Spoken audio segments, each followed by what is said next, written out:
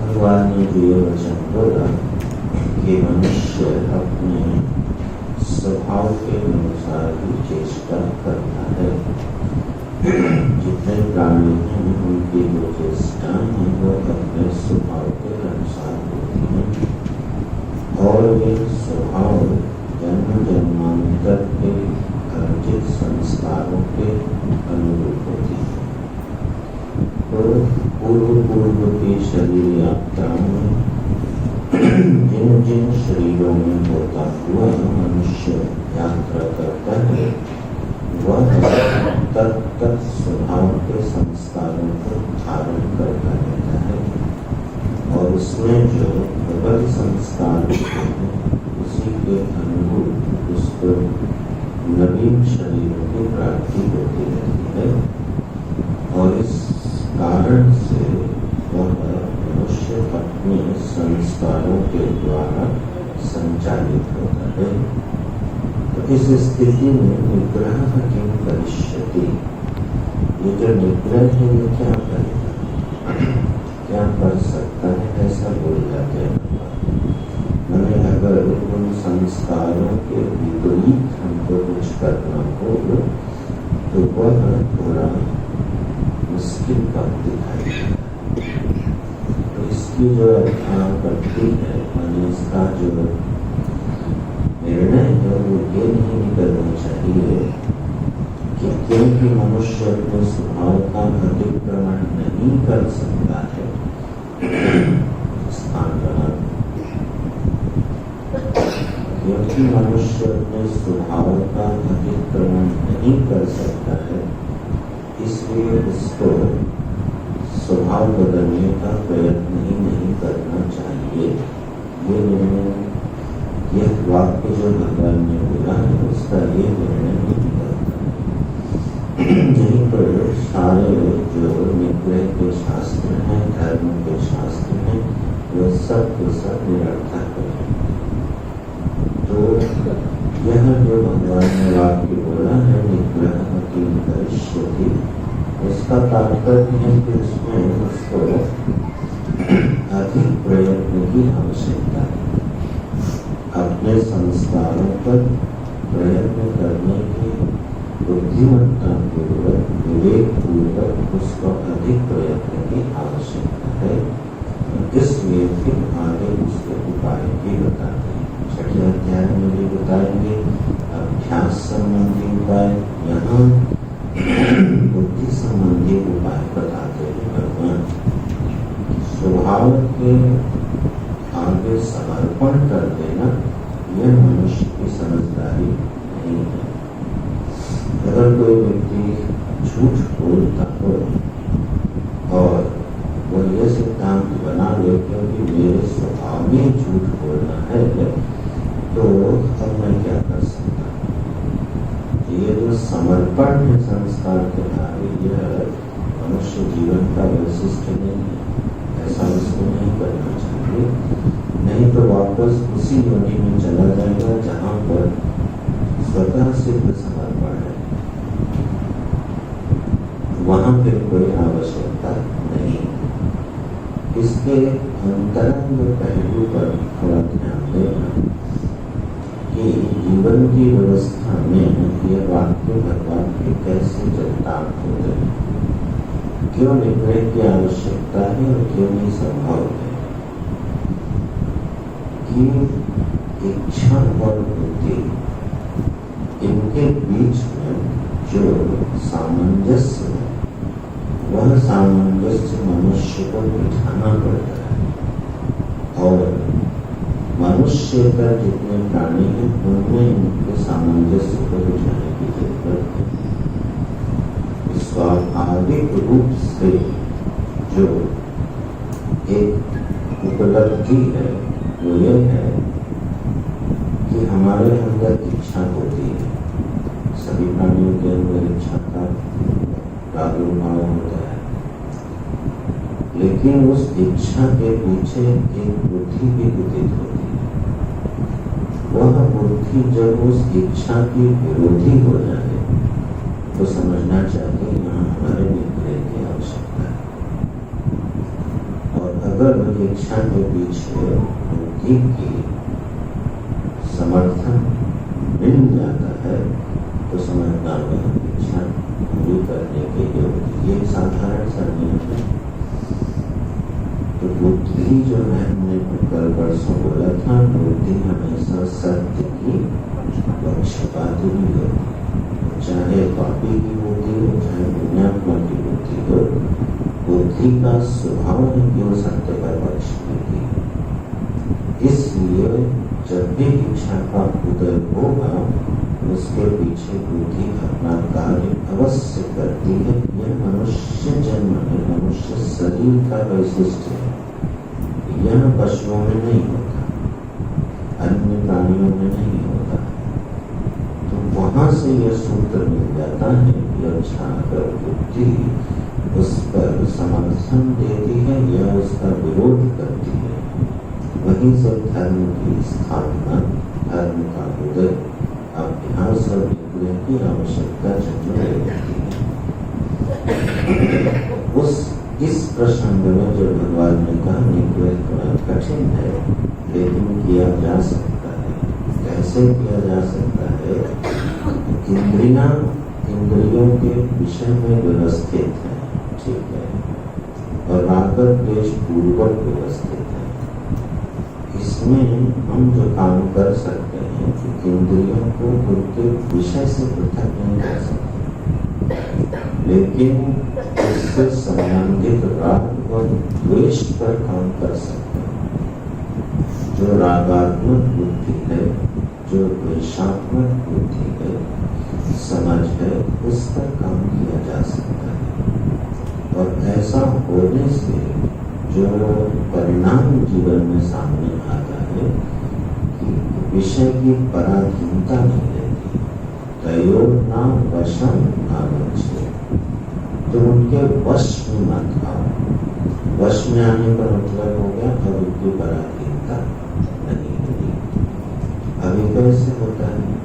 अब मान लो कोई व्यक्ति जीवन में कर्तव्य निष्ठा से अपना जीवन जीता है, तो अब कर्तव्य निष्ठा से जो व्यक्ति जीवन जी रहा है और उसके मन में ऐसी इच्छा उदित हुई जो उसके कर्तव्य की विरोधी है, तो बुद्धि तत्क्षण क्या काम करेगी? उस विरोध को प्रकट करेगी। और उस विषय में जो हमारा राग है वो हमको प्रवृत्त करेगा। तो राग के संस्कार नैसर्गिक, उसकी चेष्टा स्वाभाविक है, वो हमको प्रवृत्त करेगा, लेकिन बुद्धि उससे हमको रोकेगी, निवृत्त करेगी। तो वह व्यक्ति जो कर्तव्यनिष्ठ जीवन जी रहा है वह अपनी बहुत सी इच्छाओं के अधीन नहीं होता है, क्योंकि अगर ऐसा हो गया तो वो कर्तव्यनिष्ठ जीवन जी नहीं सकता। मान लो जीवन में छोटा सा व्रत ही लिया हमने, इस प्रातः काल उठ करके हमको सूर्योदय में सूर्य का अभिनंदन करना है और स्नान पूर्वक अर्घ्य आदि देना है। अब एक नियम हो गया। अब ये नियम निष्ठा क्या करेगी कि अगर हमारा शरीर थका भी है और हम उठना नहीं भी चाहते हैं तो बुद्धि ये कहेगी नहीं, ऐसा नहीं करो, अपने नियम की निष्ठा में रहो। और फिर बुद्धि में अगर इतना बल है तो वह प्रतिदिन के दिए गए नियम को पूरा करवा देगी। तो यह जो जीवन में एक द्वंद्वात्मक स्थिति रहती है वह इन्हीं का संघर्ष है। हमारे रागात्मक और द्वेषात्मक जो प्रवृत्तियां हैं वो नैसर्गिक रूप से जन्म जन्मांतर के संस्कारों से उठ खड़ी होती है, और उस पर भूमिका हमारी ये है कि वो हमारे लिए वांछनीय है कि नहीं है, और उसमें एक संघर्ष पैदा होता है। उसी संघर्ष का नाम तप है। उसी संघर्ष में वो सफल हो जाता है, वो तपस्वी हो जाता है, और फिर राग द्वेष से ऊपर के जीवन की ओर उसका प्रवेश हो जाता है। तो रागात्मक द्वेषात्मक निमित्तों से जीवन में प्रवृत्ति नहीं होनी चाहिए। यहाँ से निग्रह का मार्ग खुलता है। ये निग्रह का बीच है, माने आधार भूमि है जिस पर खड़े होकर मनुष्य निग्रह के धरातल पर जीवन प्रारंभ करता है। पूर्व में इस पर चर्चा हुई थी कि इच्छा और बुद्धि के बीच का संघर्ष या तो महामूर्ख के जीवन में नहीं होता या ज्ञानी के जीवन में नहीं होता। जो परिपूर्ण आत्मा तृप्ति गति और संतुष्टि के धरातल पर जी रहा है उसके जीवन में इच्छा और बुद्धि के बीच में कोई संघर्ष नहीं होता। और यह एक महामूर्ख है, उसके जीवन में भी इच्छा और बुद्धि के बीच में संघर्ष नहीं होता। शेष सभी मनुष्यों के जीवन में यह संघर्ष विद्यमान रहेगा यावत पर्यंत आत्मा में परिपूर्ण स्थिति नहीं हो जाती है, आनंद की प्राप्ति नहीं हो जाती है। तो भगवान कह रहे हैं अस्य परिपंथी हो, ये दोनों लुटेरे लूट ले जाते हैं। ये चाहे जितना बड़ा जन समुदाय हो उसके लिए दो ही लुटेरे काफी है, इसके अलावा किसी दूसरे की आवश्यकता को पड़ती है। यह दो लुटेरे बहुत बलवान है, पर्याप्त है मनुष्य के जीवन को पथभ्रष्ट करने के लिए। ये पक्का नियम है, जितना अंतर विश्लेषण करोगे उतना ये सत्य उद्घाटित हो जाएगा। जब भी हम अपने स्वधर्म से विमुख हुए या तो राग के कारण और या द्वेष, बस इन्हीं दो के कारण मनुष्य स्वधर्म से विमुख होता है। तो क्या प्रभु ये नैसर्गिक नहीं है राग द्वेष? बोले इंद्रियों का उनके विषय के साथ जाना नैसर्गिक है, लेकिन राग और द्वेष नैसर्गिक नहीं। ये अविद्या के निमित्त से प्राप्त होते हैं। महाराज जी विश्लेषण करवा रहे थे, अच्छा बताओ राग और द्वेष कहाँ रहते हैं, इनका स्थान कहाँ है? ये सीधा सा उत्तर आ गया कि भाई ये बुद्धि में स्थित रहते, लेकिन यह भी सत्य नहीं है। राग और द्वेष का आश्रय बुद्धि नहीं है, क्योंकि बुद्धि सत्य की पक्षपाती है वो कभी राग का समर्थन नहीं करती और द्वेष का समर्थन नहीं करती। ये राग और द्वेष रहते कहाँ है? बोले इंद्रिय में रहते। बोले ये तो किसी इंद्रिय में नहीं दिखाई देते। क्यों? नेत्र जब रूप दर्शन करता है तो वो क्या बोलता है उसका दर्शन करेंगे, इसका नहीं करेंगे। नेत्र तो बस रूप उपस्थित होता है और वो उसके दर्शन को उपलब्ध करा देता है।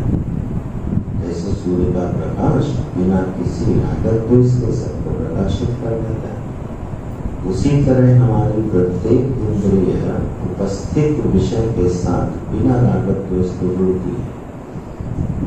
नहीं तो अगर ऐसा हो जाए तो आंख एक रूप देखे दूसरा क्या उसको नहीं देखे। तो रागत द्वेष का स्थान इंद्रियों में तो नहीं, ऐसा भी है, मन में भी नहीं है, बुद्धि में भी नहीं है। तो फिर रागत द्वेष का स्थान कहाँ है? बोले हमारी नासमझी है। और इसीलिए इसका सुधार हो सकता है। स्वरूप को ठीक से न समझ पाने के कारण रागत द्वेष अविद्याश्रित होते हैं। इनकी अभिव्यक्ति होती है इच्छा और बुद्धि में। तो यह है तो फैक्टर है, वो तथ्य कारक मेरे जीवन में जिन पर बहुत काम किया जाना चाहिए। रागात्मक और द्वेषात्मक प्रवृत्ति भी अगर नैसर्गिक लगे तो विचार करना चाहिए। क्योंकि जो चीज नैसर्गिक होती है वो कभी अपने स्वभाव का परित्याग नहीं करती। तो अगर हमारा राग द्वेष नैसर्गिक है तो कभी एक वस्तु से राग करता है और फिर उसी से द्वेष करता है। तो नैसर्गिक कहाँ से? नैसर्गिक कहते हैं उसको है जो निर्निमित्तक होता है। ये कहना चाहिए नैसर्गिक जो निर्निमित्तक होता है उसको बोलते हैं नैसर्गिक, स्वाभाविक। वो स्वाभाविक जो है वही उसका स्वभाव कहलाता है। जैसे रोग जो है वो निमित्तक है और स्वास्थ्य स्वाभाविक है। जो स्वभाव होता है उस पर प्रश्न नहीं खड़ा किया जा सकता। सब याद आना चाहिए, बार बार सुनने से याद आए। स्वभाव पर कभी प्रश्न खड़ा नहीं किया जा सकता। आप किसी व्यक्ति से मिले और वो थोड़ा अस्वस्थ दिख रहा है तो आपको पूछते हैं आपका स्वास्थ्य ठीक नहीं है क्या? आप बीमार हैं क्या? और आप किसी से पूछो आप स्वस्थ क्यों हैं? तो ये प्रश्न बनेगा, अरे भाई आप स्वस्थ क्यों हैं? तो वो लठिए उठाएगा, इनको क्या परेशानी हमारे स्वस्थ होने में? क्यों ये प्रश्न नहीं करा? क्योंकि स्वास्थ्य नैसर्गिक और रोग नैमित्तिक। नैमित्तिक पर प्रश्न बनता है, नैसर्गिक पर प्रश्न नहीं बनता है। अग्नि उष्ण है क्यों? जल शीतल है क्यों है? तो इसका स्वभाव, जो जिसका स्वभाव होता है उसी को नैसर्गिक कहते हैं और वही निर्निमित्तक होता है। बिना किसी निमित्त के उसकी उपलब्धि होती है। विषय अंदर गंभीर हो जाएगा।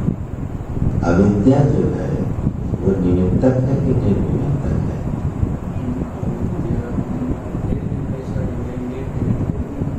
अज्ञान निर्निमित्तक है कि निमित्तक है?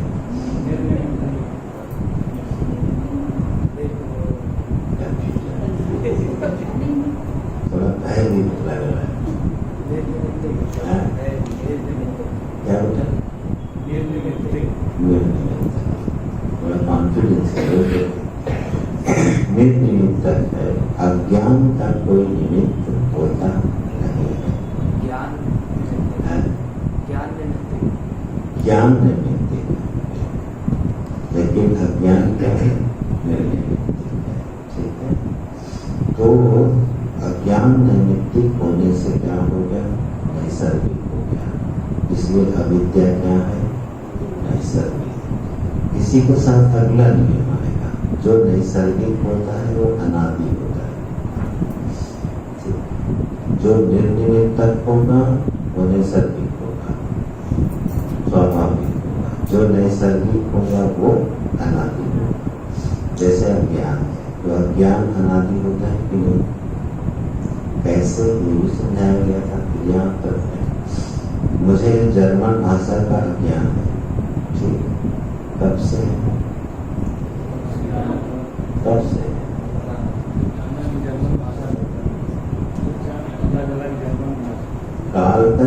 काल की गणना नहीं हो सकती। मैं ये नहीं कह सकता मेरा कोई भी अज्ञान कितने साल से है, ठीक, मैं इतने साल से इस विषय में अज्ञान है, ये नहीं। हर अज्ञान क्या सिद्ध होगा? जैसे घड़ी है, उसकी कीमत कितनी है आपको नहीं पता, मुझे कब से नहीं पता, हमको आपको 5 साल से नहीं पता है। 5 साल पहले पता थी, अगर 5 साल पहले पता थी तो उसकी विस्मृति हो सकती है, विस्मृति निमित्तक होती है, विस्मृति निमित्तक नहीं होती, ठीक है। लेकिन यह अज्ञान अनादि हो गया। जन्म कब से शीतल है? जब से स्वभाव, जब से सृष्टि है तब से शीतल है। सृष्टि अनादि तो जल की शीतलता। जितने भी स्वभाव होंगे वो सब के सब क्या होंगे? अनादि होंगे और निर्निमित्तक। निर्निमित्तक पर प्रश्न नहीं उठता है।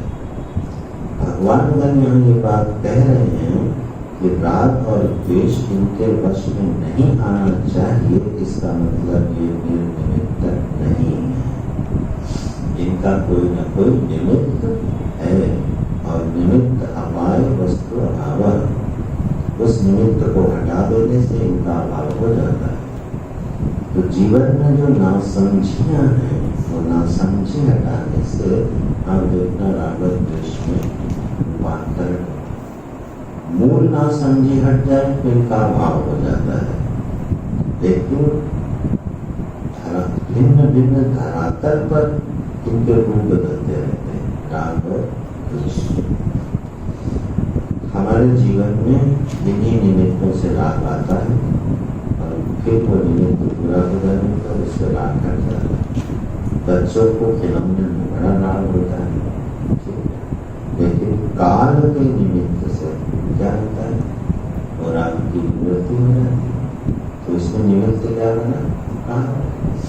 काल के निमित्त से बच्चों की खिलौनों में निवृत्ति हुई राग की, और उसके स्थान पर राग के विषय दूसरे हो गए। तो राग और द्वेष के विषय रूपांतरित होते रहते हैं। यही इस बात का प्रमाण है कि स्वाभाविक नहीं, ये निमित्त से है। फिर किस निमित्त से नहीं बोले, इनको ठीक से हमने विश्लेषण नहीं किया, जीवन में इसको ठीक से धारण नहीं किया, समझा नहीं, और इसलिए ये हम पर हावी हो जाते हैं। और जब राग और द्वेष हावी हो जाता है तो ये हमें पथ पथ पर अपने मार्ग से गिराता रहेगा। जब ये प्रकट होगा तो ये गिराएगा। अब उस मूल नियम पर लौटो, इच्छा और बुद्धि, इन्हीं दो के बीच की कहानी से स्वधर्म पैदा होता है, राग द्वेष पैदा होता है, उस पर काम होता है। इच्छाएं जो पैदा होती हैं वो हमारे जन्म जन्मांतर के संस्कारों से पैदा और बुद्धि में जो विवेक है ये सत्संग निमित्तक है। तो सत्संग के निमित्त से बुद्धि में विवेक का आधान होता है। वह विवेकवती बुद्धि फिर अपनी इच्छाओं पर कार्य करने में कुशल होती जाती है। और यही बुद्धि का सौंदर्य, कि वह बुद्धि सत्संग से जैसे जैसे विवेकवती होती जाती है उसका अनुशासन बढ़ता जाता है। और जब वह सत्संग से बलवती नहीं होती है तो उसका अपनी इच्छाओं पर अनुशासन घटता जाता है। इसलिए सत्संग की महिमा का एक सूत्र यहाँ से प्रकट हो रहा है। सत्संग की महिमा क्या है? क्योंकि वह हमारी बुद्धि में एक बल प्रदान कर देती है और वह बल जीवन में अनुशासन ले आता है। अनुशासन का सूत्र यह है कि फिर वह राग द्वेष के अधीन होकर काम नहीं करता है। तो आप देखो जितने जीवन में पक्षपात हैं, जितने अधर्म हैं, धृतराष्ट्र के जीवन में अधर्म का निमित्त क्या था? और वह राग इतना प्रगाढ़ हो गया कि उसने एक महासंग्राम को जन्म दे दिया। तो वह राग ने अधर्म में प्रवृत्ति करा। धृतराष्ट्र से जितनी कोई अधर्मी हमारे दृष्टांत में अभी तक नहीं आया। रावण आदि एक अलग तरह के अधर्मी थे। धृतराष्ट्र बिल्कुल भिन्न, माने बिल्कुल स्पेशल कैटेगरी का अधर्मी है। क्यों? उसके पास उसको धर्म ज्ञान देने वाले बहुत लोग थे। व्यास जी जैसे धर्मज्ञ, विदुर जी जैसे धर्मज्ञ, बड़े बड़े नीतिकार, और हमेशा धृतराष्ट्र को समझाते रहे। कभी महाभारत में देखिएगा जब विदुर जी धृतराष्ट्र को समझाते हैं तो धृतराष्ट्र क्या कहते हैं? हाँ, बिल्कुल ठीक कहा, ये बात बिल्कुल ठीक है, पूरी सम्मति है। और जब आखिरी में कहते हैं तो फिर आपको दुर्योधन को इस राज्य से निकाल देना चाहिए समष्टि के हित में, तो धृतराष्ट्र कहते हैं बात आपकी बिल्कुल सही, लेकिन मैं ऐसा कर नहीं सकता। तो ना कृष्ण समझा पाए, न व्यास जी समझा पाए, न विदुर जी समझा पाए। कितना विशिष्ट कोटि का अधर्म है। मूर्ख अगर अधर्मी हो तो समझ में आता है, भोगी व्यक्ति अधर्मी हो समझ में आता है, रावण जैसा अहंकारी अधर्मी हो जाए समझ में आ जाता है। लेकिन राष्ट्र जैसा व्यक्ति अधर्मी हो जाए तो मुश्किल होती है। धर्म के कितने निमित्त हो जाते, कहीं ऐसा तो नहीं हम लोग भी नहीं में से बहुकाल करिए सत्संग। यह प्रायः फिर जीव की स्थिति धृतराष्ट्र के जैसी ही है। जब उसको धर्म और सत्संग के बहुत निमित्त प्राप्त होने पर भी वह जीवन में राग और द्वेष की प्रवृत्ति को अगर शिथिल नहीं कर पाता, छोड़ नहीं पाता, असल में वही शोचनीय है। वही व्यक्ति के शोक के योग्य हो जाता है। तो यह है जीवन में अपने साधना को बढ़ाने का, शुरुआत करने का सूत्र, कि हम अपनी प्रवृत्ति का निमित्त बनाएं। इसको बनाएं। कोई शब्द तो पूर्व के कक्षाओं का स्मरण करके बोलो, हम अपनी प्रवृत्ति का निमित्त किसको बनाए? वही सर्वाणि कर्माणि सर्वस्य मेरे जीवन की प्रवृत्ति का निमित्त मेरे प्रभु की प्रियता होनी चाहिए। ये तय हुआ कि 5-6 दिन में तो बड़ी मुश्किल से तय हुआ। हमारे जीवन की प्रवृत्ति का सर्वोत्तम हेतु क्या है? मेरे प्रभु की प्रियता। फिर है समष्टि का हित, फिर है यज्ञार्थ कर्म, फिर है कर्तव्य निष्ठा, फिर है नियम व्रत निष्ठा, और फिर है भोग निष्ठा। ये तो कर्म है। तो हमारे प्रवृत्ति का नियामक जब हमारे प्रभु की प्रियता हो जाती है तो जीवन में राग और द्वेषों का कहीं पता, दूर दूर तक कहीं पता नहीं चलता। तो जो प्रभु के अनुगामी हो गए, प्रहलाद जी का स्मरण कर लो, ठीक है, भरत जी का स्मरण कर लो, हनुमान जी का स्मरण कर लो, महापुरुषों का, गुरुओं का स्मरण कर लो, इनके जीवन का नियामक राग और द्वेष नहीं थे। और इसीलिए ये बड़ी खूबसूरत है। जीवन में जो सौंदर्य है, जो खूबसूरती है, वो कहाँ से आती है? इस विज्ञान से।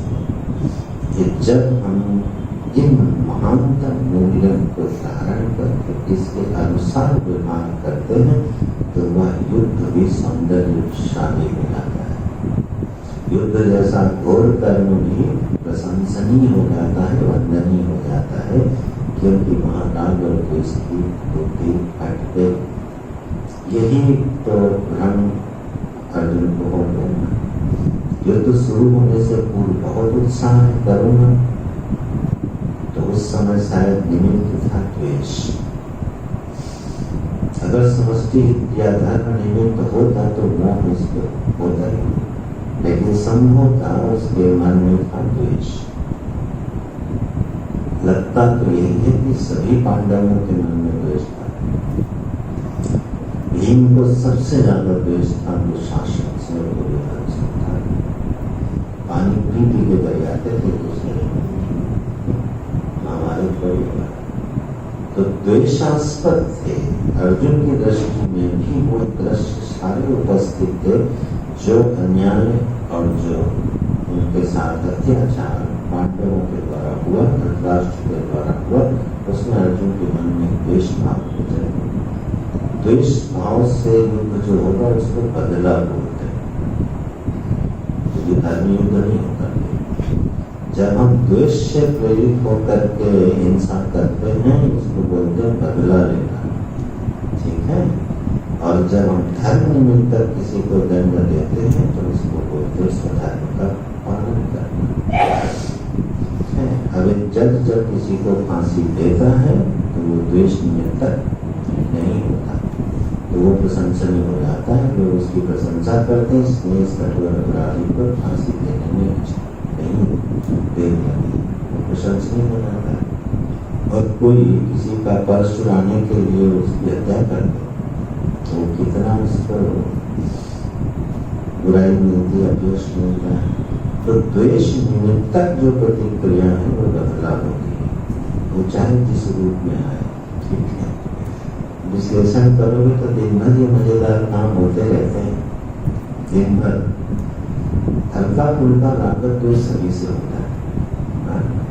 हर संबंधों में हल्का फुल्का राग द्वेष सभी से होता है। किसी को हम पसंद नहीं करते, अब ये द्वेष का एक छोटा सा बीज है, और जब हमने उसको देखा तो हम ध्यान बैठे, इससे बात न करनी पड़े।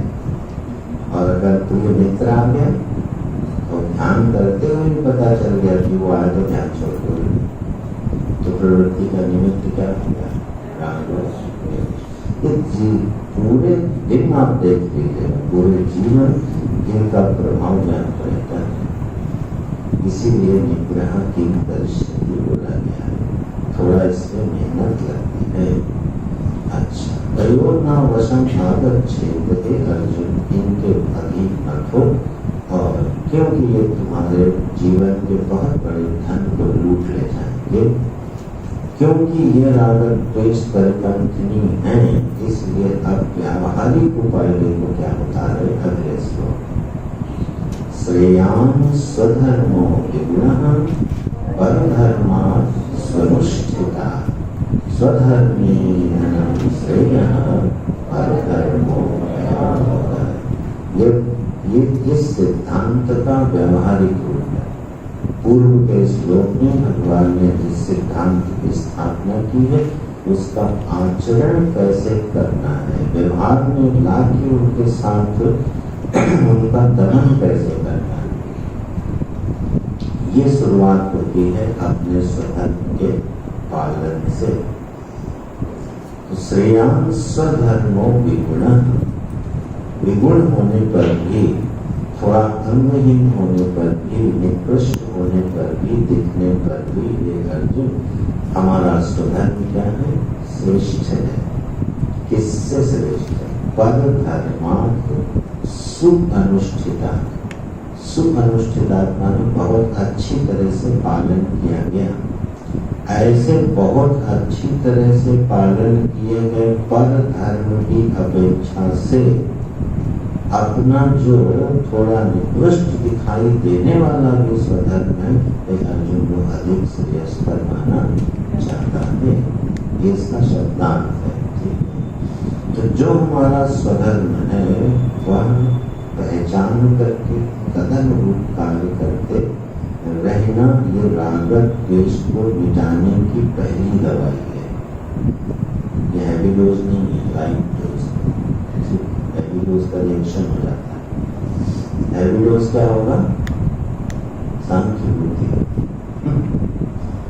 क्यों भाई? राग द्वेष की दवाई क्या है? बोलो राग द्वेष है कहाँ? रमन महर्षि से पूछने जाओ, प्रभु जीवन में राग द्वेष कैसे मिटाएं? कौन पूछ रहा? तुम तो वही हो जो सुसुप्ति में थे। तुम्हें कहाँ राग और तुम्हें कहाँ द्वेष? ये हैवी डोज दवाई है। या तो हजम नहीं होगी और या तो रिएक्शन करेगी। भगवान सीधे हैवी डोज नहीं देते, बड़ा लाइट डोज दिए। यहाँ से शुरू करो। क्या? अपने स्वधर्म को पहले पहचानो और उस पर महत्व बुद्धि रखो। अगर किसी को झाड़ू लगाने की भी सेवा प्राप्त है तो वह इस ढंग से झाड़ू लगाए जैसे शबरी लगाती है। ये कहना चाहते हैं। श्रेयाम स्वधर्म पहले भी चर्चा हुई है, कोई भी कर्म छोटा बड़ा नहीं होता है, उसका कर्ता के अनुसार निरूपण होता है। तो ऐसी सेवा अगर हमको भगवान ने दी है तो वो फिर चाहे चरण पादुका ठीक करने की सेवा हो, झाड़ू लगाने की सेवा हो, ऑफिस में बैठने की सेवा हो या राजा बनने की सेवा हो, ये सब उसी कैटेगरी में आते। अपने स्वधर्म को पहले पहचानना ये पहला काम, और फिर उस स्वधर्म के प्रति महत्व बुद्धि का होना मेरे लिए यही श्रेयस्कर है। ये दो बातें पहली पंक्ति में भगवान कह रहे हैं और इसी की महिमा करते बोलते स्वधर्म निधनम से। अपने स्वधर्म का पालन करते हुए अगर शरीर भी चला जाए तो कोई परवाह नहीं, क्योंकि जीवन की यात्रा आगे ठीक होने वाली है। परधर्मों भया, लेकिन अगर परधर्मों में प्रविष्ट हो गए तो बड़े बड़ा भयानक है। क्या भयानक है? नरकादि लक्षण भयम आवहति, ये सीधे सीधे नरक पैदा कर देता है। परम धर्म का पालन करने से ये सीधे नरक पैदा कर देता है। और थोड़ा समझें इसको। स्वधर्म की पहचान ये एक बड़ा विषय है। एक बड़ा विषय है कि व्यक्ति अपने स्वधर्म को पहचान ले। क्यों? ये स्वधर्म बदलता रहता है। अगर ये एक होता तो एक बार मनुष्य पहचान लेता और उसके अनुसार जीवन बिता देता। लेकिन क्योंकि यह स्वधर्म देश काल परिस्थिति कर्ता के अनुरूप बदलता रहता है, इसी से वर्णाश्रम व्यवस्था का जन्म होता है। तो ये पहचानना कि हमारा स्वधर्म है। हम जरा पहले मूल स्वधर्म पर बात करते हैं। एक गौण स्वधर्म होता है और एक मूल स्वधर्म होता है। दोनों के बीच में अगर कोई तालमेल बिठा ले, समझ लो उसने गीता समझ ली। कर्म के संबंध में गीता में भगवान के वचन को उसने धारण कर लिया, जो अपने गौण स्वधर्मों को और मूल स्वधर्मों के साथ ट्यून कर देता है। उसके लिए जीवन यात्रा बड़ी सुखद हो जाती है, बड़ी मंगलकारी हो जाती है। तो मूल स्वधर्म क्या है? मूल स्वधर्म पे हम जाएं तो सच्चित आनंद की प्रधानता से जीव का मूल स्वधर्म क्या है? अपने ईश्वर से मिलना, क्योंकि हर कार्य कार्योन्मुखी होता है। ये हो गया मूल स्वधर्म। उसका विश्लेषण ऐसे कर सकते हो, परमात्मा है सच्चित और सत्य की प्रधानता से जो स्वधर्म बनता है वो है स्वास्थ्य की रक्षा, शरीर के स्वास्थ्य की रक्षा। ये मूल स्वधर्मों में से आता है। शरीर के स्वास्थ्य की रक्षा की जाए, किसके सत्य की प्रधानता से, क्यों? परमात्मा सत्य है, इसलिए यह शरीर जब तक लक्ष्य की प्राप्ति न हो जाए तब तक स्थित रहे। सत्ता स्थिति का वाचक होती है। परमात्मा की सत्ता ने इस जगत को धारण किया हुआ है, स्थिति प्रधान गुण है वो। तो स्वास्थ्य एक मूल स्वधर्म बनता है सत्य की प्रधानता से, जो शरीर की रक्षा की है युक्ताहार विहार से। अच्छा बताओ, ये किसका स्वधर्म नहीं बनेगा? रावण से लेकर जनक तक ये स्वधर्म है कि नहीं? इस स्वधर्म से कौन नहीं छूटता? कौन व्यक्ति चाहता है कि मेरा शरीर स्वस्थ न रहे, या इसके लिए कौन प्रयत्नशील नहीं होता? समस्त प्राणी इस स्वधर्म को स्वीकार करके चलते हैं, और इसीलिए हर व्यक्ति अपने शरीर को स्वस्थ रखने की इच्छा रखने वाला होता है। करेगा कितना भी अलग बात है, लेकिन इच्छा ये होती है कि सत्य की प्रधानता से स्वधर्म हो गया स्वास्थ्य रक्षा, चित्त की प्रधानता से स्वधर्म जो बना वो है बुद्धि का रक्षण।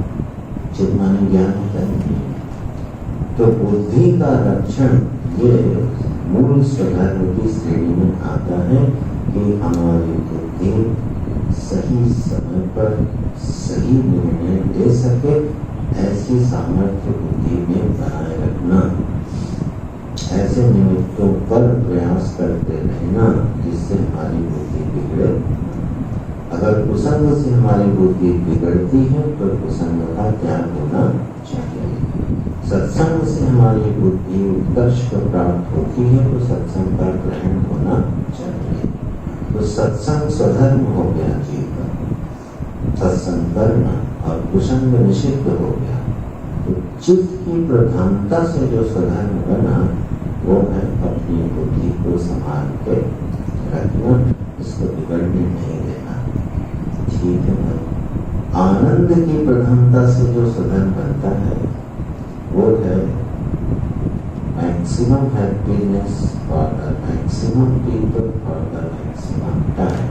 गुरुदेव का वाक्य है। अधिकतम प्रसन्नता अधिकतम लोगों को अधिकतम समय तक दिया जाए, ये है आनंद की प्रधानता से स्वधर्म कि भैया सदा प्रसन्न रहना चाहिए। देखो प्रसन्न रहना किस कोटि में जा रहा है? मूल स्वधर्म की कोटि में जा रहा है। ये तो हमारे हाथ में नहीं है, जो हमारे हाथ में नहीं है उसको भगवान बोलेंगे, वही उपदेश करेंगे जो मनुष्य पालन कर सकता है। जिसका पालन नहीं हो सकता वो उपदेश नहीं हो सकता। सदा प्रसन्न रहा जा सकता है, सदा नहीं तो चलो थोड़ा अधिकतम काल तक प्रसन्न रहा जा सकता है। तो यह आनंद की प्रधानता से स्वधर्म का निश्चय हो गया। ये तो हो गया मूल स्वधर्म। तो ये मूल स्वधर्मों के साथ अब जो स्वधर्म हमारा देश काल के अनुसार उपस्थित है उसको इन तीनों से जोड़ के जो चलेगा बस वो बिल्कुल सही ट्रैक पे चलेगा। और जहां इनके बीच में बैलेंस बिगड़ा तो तनाव और द्वंद्व और पीड़ा हमको घेर गया। तो आपने फिर इस स्वधर्म को पहचानना, दूसरे स्वधर्मों को, दूसरे स्वधर्म जो पहचाने जाते हैं उसके बड़े विस्तार वो चर्चा हो चुकी है। अपने वर्ण, अपने आश्रम और अपनी उपाधियों के अनुसार हमारा स्वधर्म तय होता है। और जब दो स्वधर्म एक काल में उपस्थित हो जाएं, उस समय मूर्खता की स्थिति प्राप्त होती है। मुझे तो याद आ रहा है कि मैंने बोला, लोग को भी याद आए तो अच्छा है। एक होते हैं एकश्रुत, द्विश्रुत, त्रिश्रुत, एक बहुश्रुत। यानी एक बार सुन के याद कर लेना एक पाठी, दो बार सुन के याद कर लेना दो पाठी, तीन बार त्रिपाठी। ठीक, हम बोले बहुपाठी, बहुत, लेकिन चलो बहुत बार भी हो जाए भगवान की बड़ी कृपा। तब संघर्ष उपस्थित होता है जब दो स्वधर्म एक काल में उपस्थित हो। अलग अलग काल में होंगे तो झंझट नहीं होगा। जैसे पिता का स्वधर्म जो है वो घर में उपस्थित है, और वही अगर बॉस है तो उसका स्वधर्म ऑफिस में उपस्थित है। व्यक्ति वही है। जब ऑफिस जाएगा तो किस उपाधि से? अधिकारी की उपाधि से जाएगा, नगर अधिकारी, तो वहां कैसे काम करेगा? अधिकारी के अनुसार। और जब घर आएगा तब पिता के अनुसार। अच्छा, पत्नी आएगी तो पति के अनुसार, उनके पिता आएंगे तो पुत्र के। देख रहे कितनी तेजी से स्वधर्म बदल रहा है। ठीक है, लेकिन इसमें कोई परेशानी नहीं होती है जब ये भिन्न भिन्न काल में उपस्थित है। झंझट तब होती है एक ही काल में दो स्वधर्म खड़े, तब निर्णय करना मुश्किल होता है। शायद उस दिन हमने दृष्टांत दिया था कि कोई जज है और उसको किसी को फांसी की सजा सुनानी है, और उसके सामने उसका पुत्र अपराधी के रूप में। तो अब एक ही काल में दो स्वधर्म उपस्थित हो गए। उसी काल में वो पिता भी है और उसी काल में वो जज भी है। अब यहाँ अर्जुन के सामने यही तो हुआ है, दो स्वधर्म एक साथ उपस्थित हुआ। युद्ध का स्वधर्म उपस्थित हो गया, और ये मेरे बंधु, ये मेरे पितामह, ये मेरे गुरु हैं। अब दो उपाधि एक साथ आ गई है कि मैं इनका शिष्य हूँ, हमारे गुरु लोग हमारे सामने हैं, और मैं क्षत्रिय हूँ। तो मैं क्षत्रिय भी हूँ और मैं शिष्य हूँ। ये दोनों कब उपस्थित हो गए? एक ही काल। जब एक काल में दो स्वधर्म उपस्थित होते हैं तब निश्चय करना कठिन होता है। कोई व्यक्ति त्यागी होकर के भजन करने का इच्छुक है और कर्तव्य रूपी स्वधर्म उसके सामने उपस्थित है, तो वह संघर्ष की स्थिति में रहेगा। क्यों मन होता है कि अब उपरामता का समय आ गया है, जीवन को अब आध्यात्मिक चेतना की ओर लगाना चाहिए, लेकिन उसी समय दूसरा कर्तव्य उपस्थित हो गया। अभी हमारे काम इसमें संघर्ष और उनके अलग अलग निर्णय होंगे, अलग अलग परिस्थिति के अनुसार। इसलिए कहना गड़बड़ होती है। ये व्यवस्था इतनी आसान नहीं होती है, इसकी अपने कर्तव्य का सही निश्चय कर ले जाना। किस काल में मेरा क्या कर्तव्य बन रहा है, इसका सही निश्चय कर ले जाना बहुत मुश्किल काम। ये बहुत आसान हो सकता है अगर सामने कोई गुरु हो और उसकी आज्ञा का पालन कर लिया जाए। सारे झंझटों से आप छूट जाओ। सारी जिम्मेदारी किसकी रहेगी? बता दीजिए। कोई सामने गुरुवर हो और फिर हमको ये झंझट हो और पहुंचे ये झंझट, उन्होंने कहा ये सब छोड़, चलिए वाला काम करो जाए, बोलेगा। और ऐसा गुरुजन करते हैं, बहुत किया है। स्पष्ट आदेश हो जाता था, छोड़ेगा मत तुम इस काम को। सारी मीमांसाएं, सारे तर्क वितर्क, सारे उस पर जो चर्चाएं चल रही थी वो सब शांत हो जाती। बस एक निर्णय। तो जीवन में जब ये निर्णय करना मुश्किल हो तो फिर किसी आचार्य की, गुरु की, अंतर्यामी प्रभु की शरण लेनी चाहिए। तो फिर स्वधर्म का निश्चय हो जाता है। भगवान इस स्वधर्म की प्रशंसा में क्या कह रहे हैं?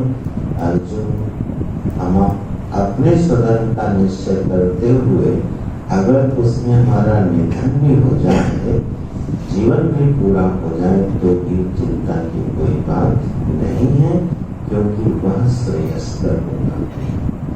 श्रेयस्कर इसलिए होगा क्योंकि जीवन जो है एक अनवरत यात्रा का नाम है। तो यात्रा में जो शरीर बदलते हैं वह जीवन का विश्राम नहीं होता है।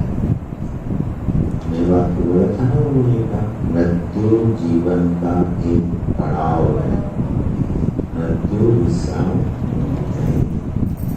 कोई अगर इस धारणा में रहता हो कि शरीर के बाद आप सारे झंझटों से या सारे द्वंद्वों से मुक्त हो जाओगे, तो यह उचित सोच नहीं है।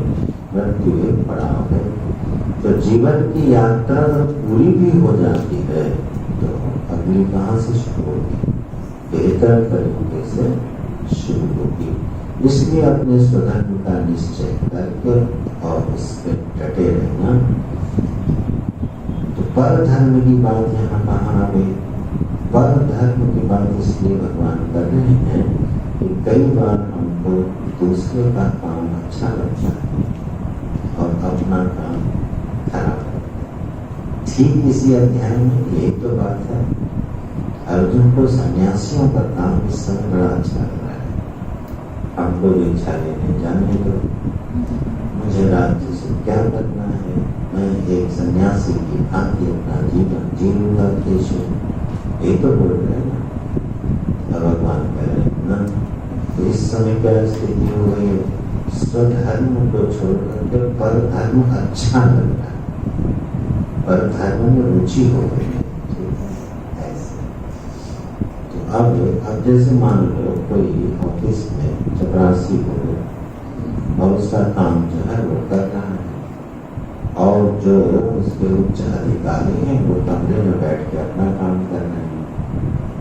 अब चपरासी जो सोचे यार उन्हीं का काम बढ़िया है, क्या दिन भर पानी पिलाना, और जाकर उनकी कुर्सी में बैठ जाए। बेचारा उस नौकरी से भी जाएगा और पिटेगा अलग। तो भयावह हो गया कि नहीं पड़ जाता? क्यों? अब पर धर्म अच्छा लगने लगा कि यार ऑफिस में बैठ के काम करना तो राशि से अच्छा है, लेकिन वो उसका स्वधर्म नहीं, उसकी योग्यता नहीं है, इसलिए वो पर धर्म भयावह हो गया। इस तरह से हमें पर धर्म कई बार बहुत रुचिकर लगता है। थोड़ा अगर आप और विश्लेषण करो, मैं बड़ी ईमानदारी से अपना जीवन जीता, धर्मनिष्ठा से अपना कार्य करता हूँ, पूरी मेहनत करता हूँ और उसके बाद पारिश्रमिक के रूप में जो भी हमको सरकार देती है मैं लेके आता हूँ। और उसी ऑफिस में दूसरा व्यक्ति है जो उटपटांग काम करता है, ठीक है, उटपटांग काम करता है, काम पे ध्यान नहीं देता है, वो पैसे भी कमाता है और बड़ा सुखी दिखाई देता है। अब हमको क्या लग रहा है? अब अपने स्वधर्म में एक प्रश्न चिन्ह खड़ा हो गया, नहीं यार ये वाला जीवन ठीक है, हम बेकार ही मरे जा रहे हैं। देखो किस तरह से परधर्म जीवन में प्रवेश करता है, ठीक है। और जहां आपने परधर्म में प्रवेश किया, भगवान क्या बोल रहे हैं? वो भयानक, भगवान भाष्यकार करें नरकादि लक्षण, वो क्या हो जाएगा? नरक हो जाएगा। और अंतर समुद्र थोड़ा सा किसी के जीवन में प्रवृत्ति प्रधान है, रजोगुण है, और वो आनंद से सेवा कार्य करते हुए अपना जीवन जी रहा है, ठीक है, कोई उलझन नहीं। उसके अंदर रजोगुण भी है और उसके अंदर कार्य क्षेत्र भी उपलब्ध है, दोनों चीजें, रजोगुण भी है और काम करने का क्षेत्र भी उपलब्ध है, कर रहे हैं आनंद से, ठीक है। और हिमालय घूमने आया, अब किसी योगी को उसने देख लिया कि वो भगवान बुद्ध की तरह, भगवान शिव की तरह शांत होकर बैठा हुआ है, बिल्कुल आह्लादित और आनंदित बैठा हुआ है। उसने कहा यार ऐसा करते यही ठीक है काम, और वो भी फिर थोड़े दिनों बाद लौट आया और बैठ गया, तो वो नरकादि लक्षणों पर बैठ हो जाए, क्योंकि 1 घंटे 2 घंटे के बाद जो उसका मनोपद्रव काटेगा कि उसके लिए फिर वहाँ 1 घंटा बैठना भी मुश्किल हो जाएगा। ये क्यों हुआ? क्योंकि उसने स्वधर्म को छोड़ छोड़ के पर धर्म को स्वीकार। हेतु क्या था? क्योंकि पर धर्म में हमको रुचि पैदा हो गई, वो हमको अच्छा लगने लगा। इसके लिए भगवान सावधान कर रहे हैं, हे बच्चा अर्जुन, तुम भैया अपने स्वधर्म में लगे रहो, वहीं पर तुम मर भी जाते हो तो स्वर्ग मिलेगा और जीवोगे तो राज्य सुख को प्राप्त करोगे। पहले समझा चुके करोगे, इसलिए इसको छोड़ना तुम्हारे लिए उचित नहीं। तो यह जो विषय आएगा, विषय कर्म देखना पिताजी को वो नहीं बोला। विषय ये उठाया था भगवान ने कि हर मनुष्य अपने स्वभाव से विवश होकर चेष्टा करता है। चेष्टा शब्द धारण करना, आगे इसका डिफरेंस मिलने वाला है। वह चेष्टा करता है, अपने स्वभाव से विवश व्यक्ति चेष्टा करता है। तो प्रभु कोई मार्ग नहीं है क्या? नहीं बोले है। जीवन में राग और द्वेष पर विचार करो और उससे हट के ऐसा काम करो कि उससे शिथिल हो जाए। ठीक है, कैसे शिथिल होंगे? जब हम अपने चुने हुए स्वधर्म का, पर धर्म की रुचि का त्याग करके उसी को महत्वपूर्ण समझते हुए अपने जीवन में धारण करेंगे, उसका परिणाम क्या होगा? राग और द्वेष की शिथिलता होगी जीवन में। विषय पकड़ने नहीं करेगा। राग और द्वेष की शिथिलता जीवन में किस ढंग से करवा रहे भगवान? अपने स्वधर्म का पालन करने में। और बिल्कुल सीधे से विज्ञान है, बस केवल ध्यान देने की जरूरत है। जब हम किसी स्वधर्म को जीवन में स्वीकार करते हैं तो मुझे राग और द्वेष को छोड़ना ही पड़ता है। बिना उसको छोड़े स्वधर्म का पालन हो नहीं सकता है। तो राग और द्वेष को शिथिल करने का सीधा उपाय है कि हम अपने जीवन में स्वधर्म का पालन करें। और दूसरा सूत्र अगर जुड़ जाए तो आनंदम आनंद। मूल तीन स्वधर्म सत्य, चित्त और आनंद की प्रधानता से है। हमारा हर स्वधर्म क्योंकि बदलता है, वह किससे जुड़ा रहे? मेरे शरीर को स्वस्थ रखे, मेरी बुद्धि को उत्कृष्ट समझ देता रहे और मेरे जीवन में आनंद को बढ़ाता रहे। यह तीन ऐसे पैरामीटर हैं जिससे ये पता चलेगा कि हम बिल्कुल भगवान की बताई हुई गाइडलाइन को फॉलो कर रहे हैं। मैं ऐसे स्वधर्म को तो पालन कर रहा हूँ, लेकिन शरीर का नाश कर रहा हूँ तो कहीं गलती हो रही, इसी स्तर पे गलती हो रही, वो खोज रही। और स्वधर्म का तो पालन कर रहा हूँ, लेकिन बुद्धि में चांचल्य बढ़ा है, ठीक है, विक्षेप बढ़ता हो, राग द्वेष बढ़ता हो, तो समझना स्वधर्म का पालन ठीक है। और आनंद घट जाए, पालन तो स्वधर्म का हो और आनंद जीवन में घट जाए, तब तो पक्का मानना कि मूल स्वधर्म का गौण स्वधर्म के साथ कोई ब्रिजिंग है ही नहीं। और ये कब होता है? जब हम कर्तव्यनिष्ठ तो होते हैं, प्रभु परायण नहीं, तब ये ब्रिज नहीं बनेगा।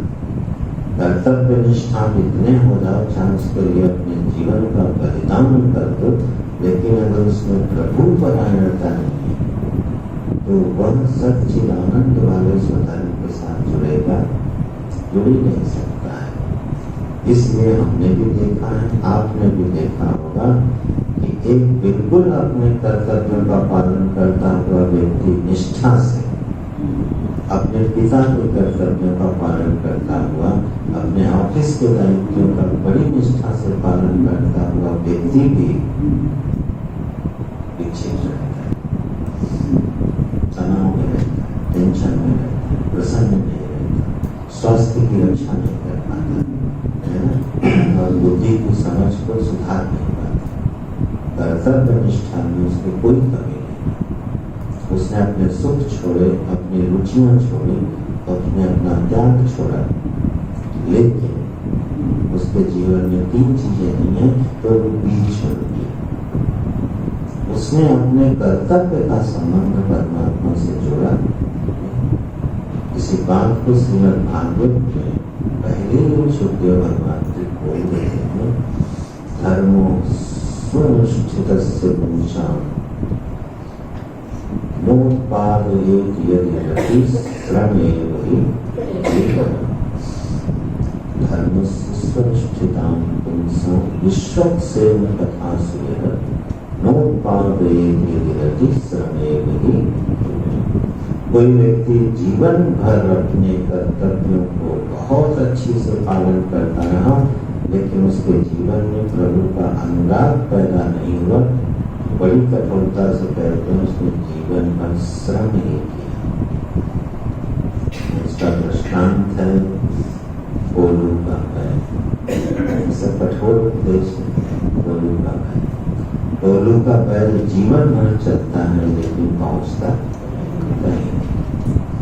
यात्रा तो उसने जीवन भर की बड़ी निष्ठा से की, हजारों मन टन हो सकता उसने गन्ने के रस को निकाल के गुड़ बना दिया, चला तो बहुत, लेकिन उसकी यात्रा कहीं पहुंची।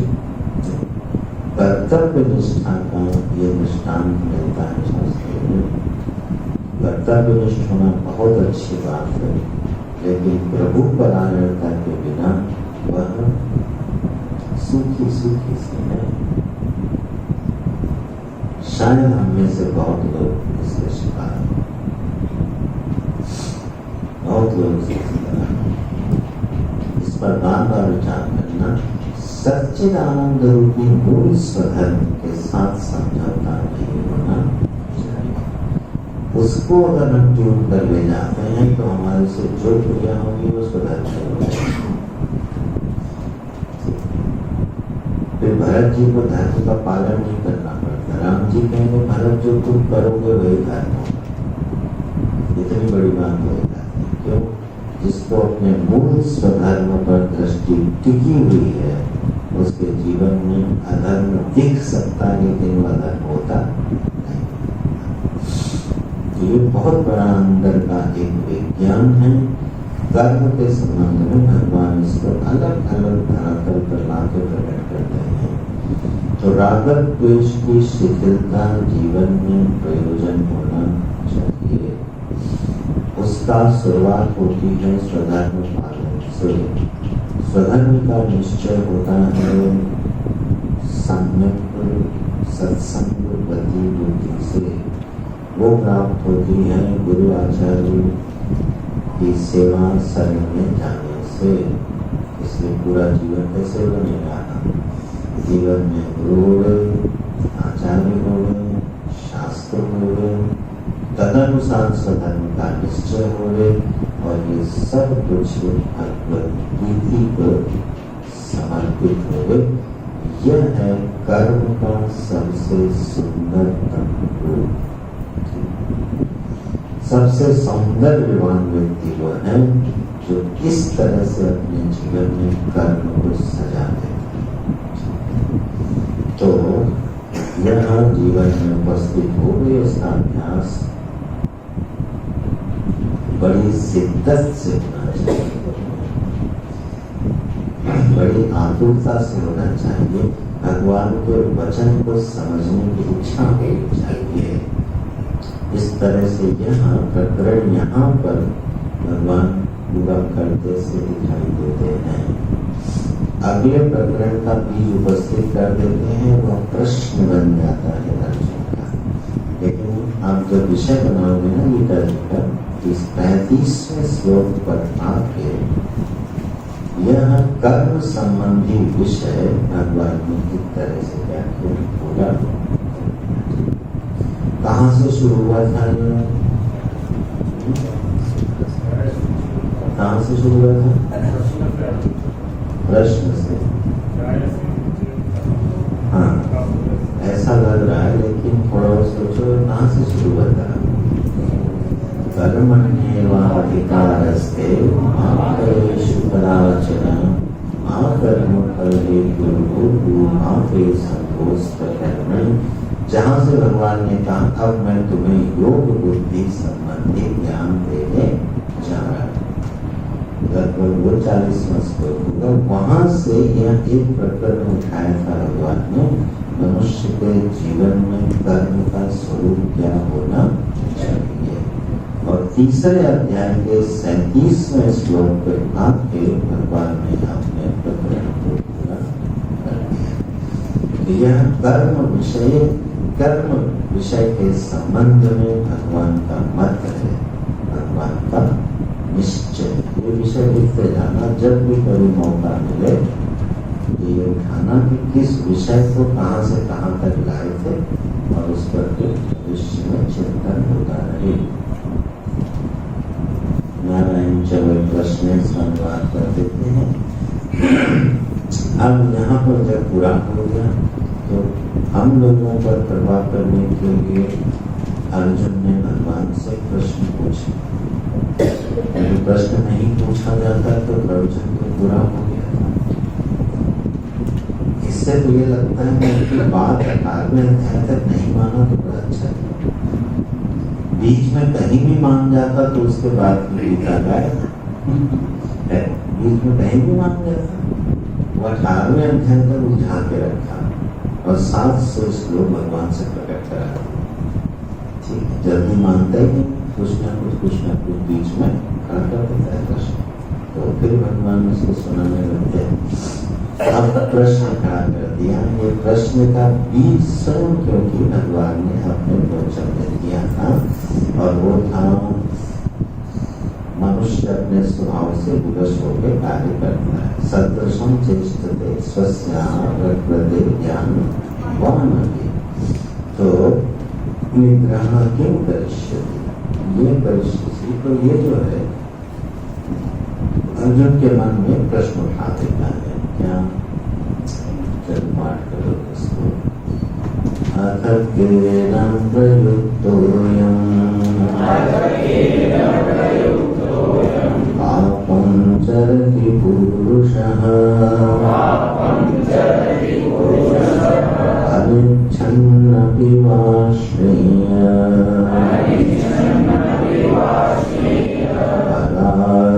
परादिविनियोजितः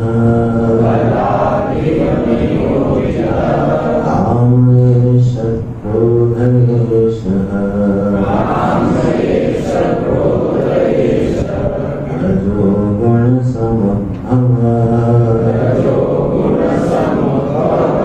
महाशनो महापाप्मा विद्येनं इह वैरिणम् धूमेनाव्रियते वह्निः यथादर्शो मलेन च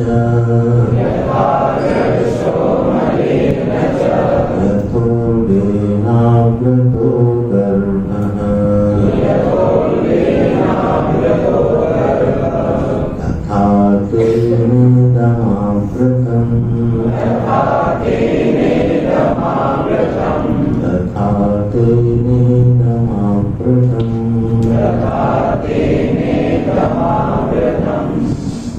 बात थोड़ा अर्जुन को भी हजम नहीं हुई।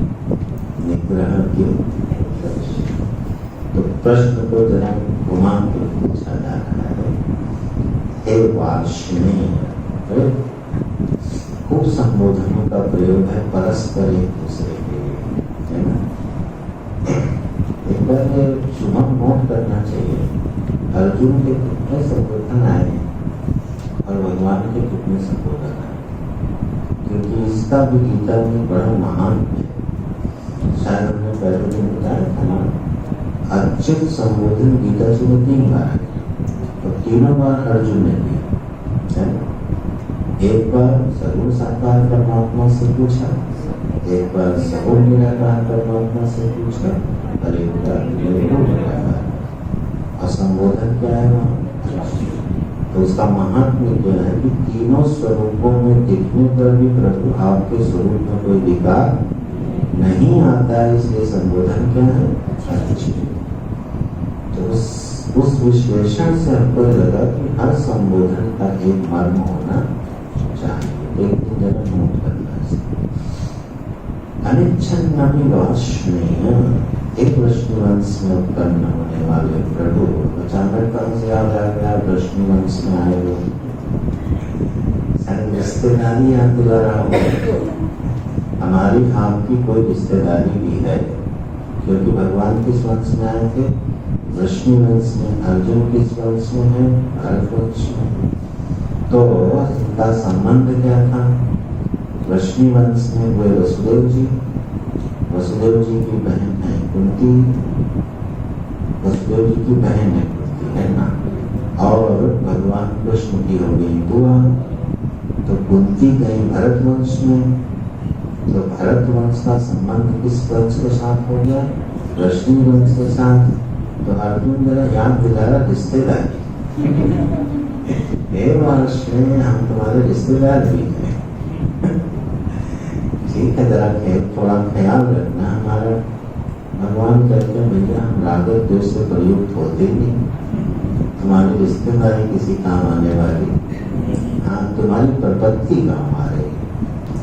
जो तुमने शरणागत होकर ये बोल दिया था, शिष्यस्तेन शावदेवान् त्वं प्रपद्येन, बस यही वाक्य है जो पक्षपात रहित परमात्मा को प्रवचन करने के लिए विवश कर रहा है, नहीं तो और कोई हेतु बनता नहीं। हाँ, जब सगुण भगवान के साथ बातचीत होती है तब ये संबोधन बहुत काम आते हैं। तो हे विष्णुवंश में उत्पन्न विष्णु, हे वाष्णेय, जरा हमको एक बात बताओ।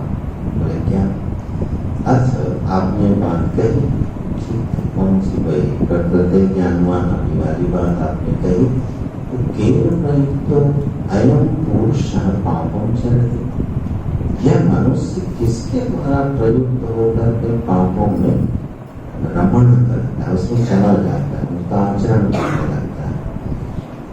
बोले और अगली बात क्या कह रहा है? अनिच्छन्नपि वाष्णेय, यद्यपि वह पाप करना नहीं चाहता है, नहीं चाहते हुए भी बलात् विनियोजिता, जैसे उसको कोई जबरदस्ती उसमें लगाए दे रहा है।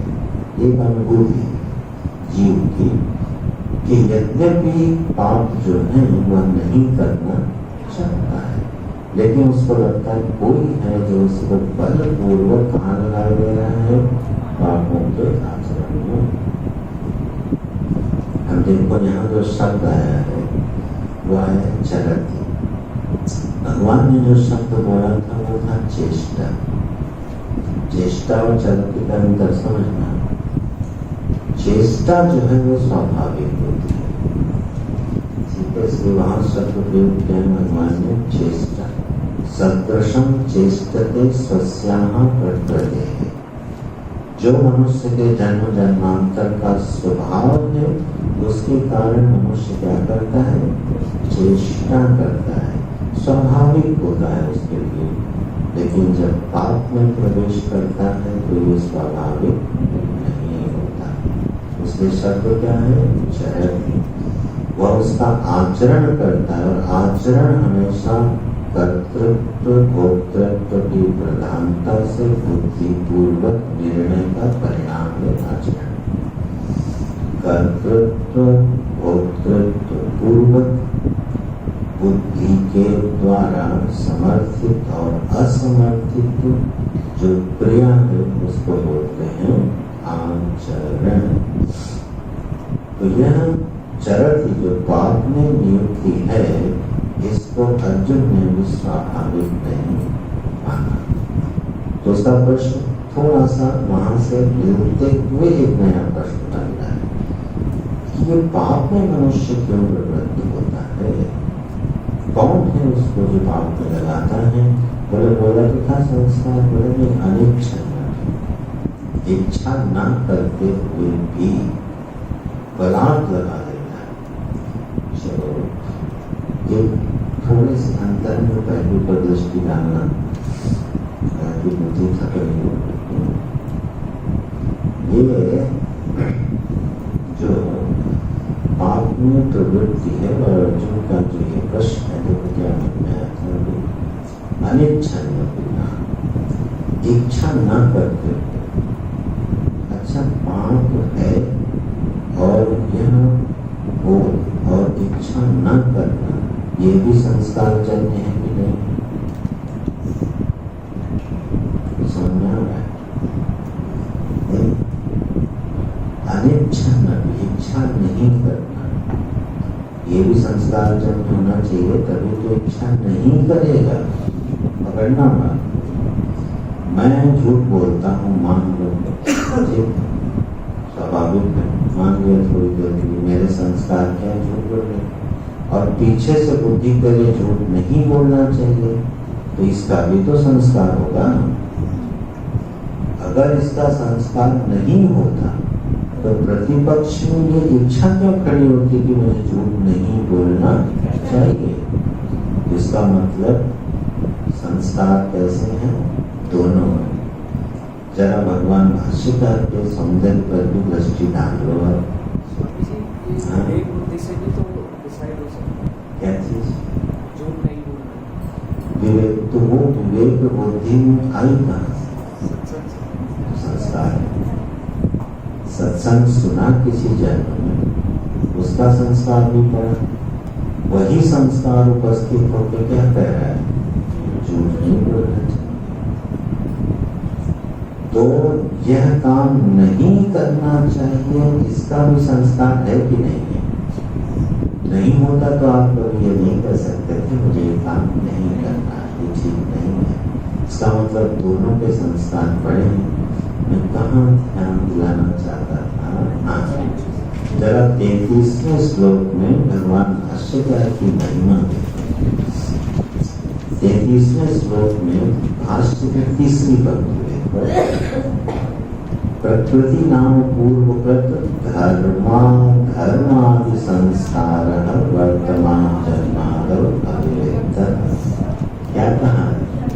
वर्तमान जन्म में कौन से संस्कार प्रकट हो रहे? धर्म और अधर्म हो गए संस्कार। तो हर मनुष्य जो इस मानव में मनुष्य शरीर में जब आता है तो 3 संस्कारों के साथ आता है, धर्म और अधर्म। तो धर्म अधर्म के संस्कार ही वर्तमान जन्म में जो अभिव्यक्त होते हैं उसी को स्वभाव करके अर्जुन का प्रश्न है कि मैं अनिच्छन्नपि, मैं नहीं चाहता हूँ, फिर भी मुझे लगता है कोई बलपूर्वक हमको इसमें लगा देता है। अगर कहीं ये निश्चय हो जाए बलपूर्वक लगाने वाला यमराज है, भगवान है, पड़ोसी है, तो हम लोग की हो गई छुट्टी। हो गई क्यों? पाप में किसने लगाया? यमराज।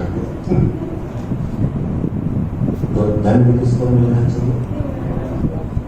दंड हमेशा कारयिता को मिलता है, कर्ता को नहीं। ठीक है, कारयिता को दंड मिलता है। जो व्यक्ति किसी से काम करवाता है वो उतने बड़े दंड का पात्र नहीं होता। जो व्यक्ति उसे करवाता है वो मुख्य अपराधी माना जाता है। ठीक है, तो अर्जुन शायद ये पूछा हो मन में कि अगर कोई ऐसा निकल आए जो कि हमसे पाप करवा लेता हूँ तो झंझट खत्म। पर भगवान ने कहा नहीं बच्चा, काम एष क्रोध एष रजोगुण संभव महाशनो महापाप्मा बोले तुम्हारी कामना ही और तुम्हारा क्रोध ही जो रजोगुण से प्रादुर्भूत होता है वही तुमको बलपूर्वक पाप में प्रयुक्त कर देता है। तो अपराधी कौन सिद्ध हो रहा है? जो काम और क्रोध को धारण करता है। तो ये अपराध कहीं और जाने वाला है नहीं, ये कोशिश भी नहीं करना। कुछ लोग बड़े आराम से भगवान को टोपी पहना के निश्चिंत हो जाते हैं। ये काम क्यों किया? भगवान ने चाहा। मैं क्या कर सकता, मैं तो कठपुतली, वो तो भगवान ने चाहा मैं करवा दिया। ये तो भी नहीं करना ना, नहीं तो जब उसका दंड उपस्थित होगा ना तब टोपी पहनाने को कोई मिलेगा नहीं। तो काम नहीं शब्द नारायण। तो हम लोग पिताजी से दोबारा सम्मुख होंगे तब एक दिन बढ़ भी सकता है, ठीक है। पर 28 तक तो नहीं है, 28 तक हम लोग प्रातः काल 7 बजे से 8 बजे तक जप और ध्यान की कक्षा होगी, जो ब्रह्मचारी सुनिश्चित करने चाहिए, ठीक है। सभी को आना चाहिए। स्वधर्मे धर्म श्रेय, और 11:15 से 12:30 बजे तक, 11 से मानकर कुछ कीर्तन होगा। गुरु गीता होगी, गुरु गीता का मतलब दत्तात्रेय वचन भागवत महापुराण। तो वह हमारे गुरु भाई जिनसे सुबह आपकी भेंट हुई है, कृष्णदेवानंद जी, आपको सुनाएंगे। उनकी हिंदी थोड़ी सी कम तालमेल होगी क्योंकि वो भाषा उनकी उड़ीसा की है, पर विश्लेषण बहुत सुंदर है। तो गुरु गीता होगी और शाम को हम लोग 6 बजे से 6:30 बजे तक कीर्तन करेंगे। 6:30 से 8 तक रामचरितमानस का कोई प्रसंग लेंगे और उसके साथ सत्संग करेंगे। संभवतः ये तीनों कक्षाएं तीनों दिन पंडाल में, बस। तो कल प्रातः काल से सारी कक्षाएं पंडाल में होगी, 7 से 8, 11 से 12:30, 6 से 8। क्योंकि लंबा गैप हो जाएगा इसलिए हम बहुत समय निकाल के रात में 9 बजे लोग अपनी व्यक्तिगत परिचर्चा में बैठते हैं और उन दोनों प्रश्नों पर विचार करते हैं। प्रश्न तो लिखे ना,